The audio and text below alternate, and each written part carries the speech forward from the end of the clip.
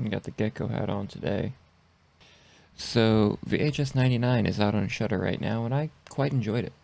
It's a nice little welcome addition to the franchise. It's been going on for about 10 years now. Didn't realize that. Time flies. Well, I think the series has been little hit or miss with some of its segments. Um, the past two movies have been really fucking good. They've been mostly hits. So I'm gonna start out with ranking each segment.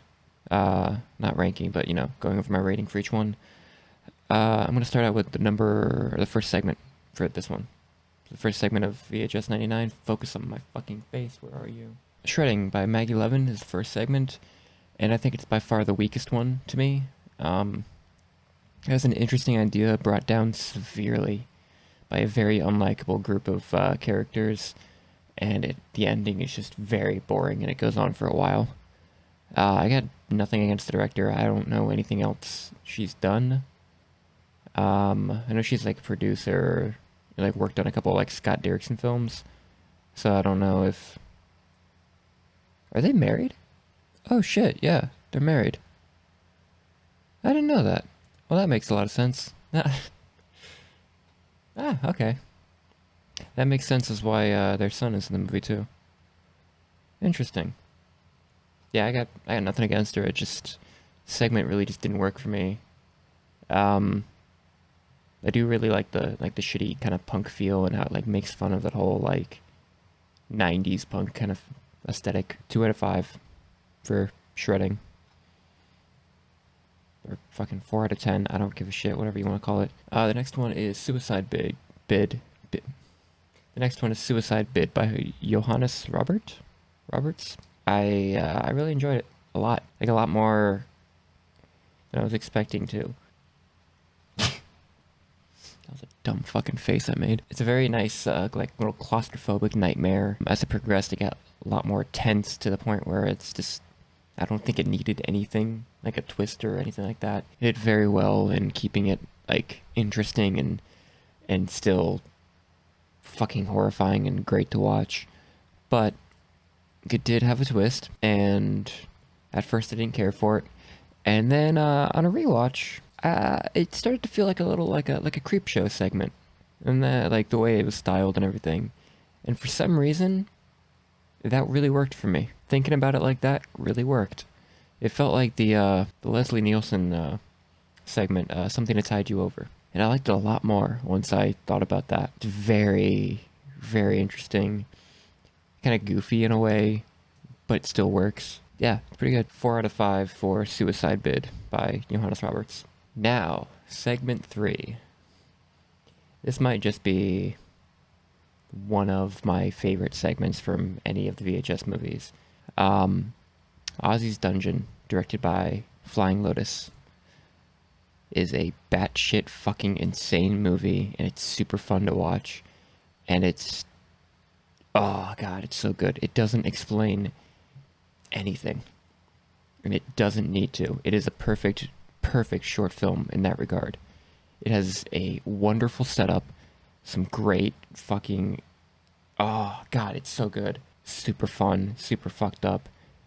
Most of it ends up being like a revenge kind of like torture segment until it gets weird, and that's really once it takes like a slight turn, it just keeps going. It just keeps turning, man. It's so good. I don't think it's gonna beat Safe Haven, because Safe Haven is an all-timer. Safe Haven is the best fucking segment from any of these movies, but it's really fucking close. I'd say I've really grown to love Terror by Ryan Prowse from '94, and I think this might be up there with that. I think it's, yeah. I gotta rewatch all the movies now. Damn it, fuck. Yeah, no, it's really good though. 4.5 out of 5, 9 out of 10, whatever the fuck. Next up is Gawkers by Tyler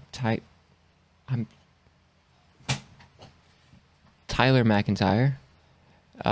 It's interesting. This is a segment that's kind of like sprinkled throughout the film, and makes me realize there's no real wraparound segment. It's just a collection of shorts.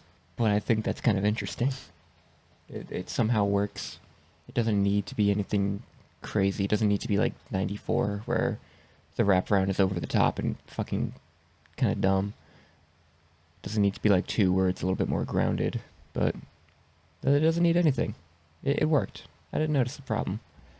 Anyway, yeah, this is kind of like sprinkled throughout the movie, and then it leads into one of its own segments. If I had it my way, I would kill all Germans in this place. But you already killed Aussie Germans in this place. Where it's a group of kids that get obsessed by watching their new neighbor. It's pretty good. You're dealing with a lot of annoying kids, but again, that's the point. The ending is a little bit underwhelming, and it's not very creative. But it's fun. It has some interesting moments. And the one character that isn't a complete dick is fine. He's cool. He's cool to me. 3.5 out of 5, 7 out of 10. Fuck me, I don't give a shit. Last up is To Hell and Back by Vanessa and Joseph Winter. They made a movie earlier this year called Deadstream, which was fun. I didn't love it, but I definitely saw the charm of it. Joe Winter is very, very good at playing an annoying character, and he definitely plays into that. It's a good time. It's definitely the funniest segment out of any of the franchise, and intentionally funny out of any of the other franchise. Viral. Yeah, so it's really good time.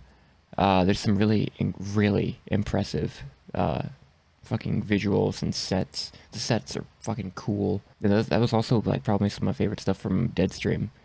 The very, very low budget, and what they were able to pull off is incredible. The acting is really good. I enjoyed it. Some of the dialogue isn't my favorite, but you know, it's still a fucking fun time.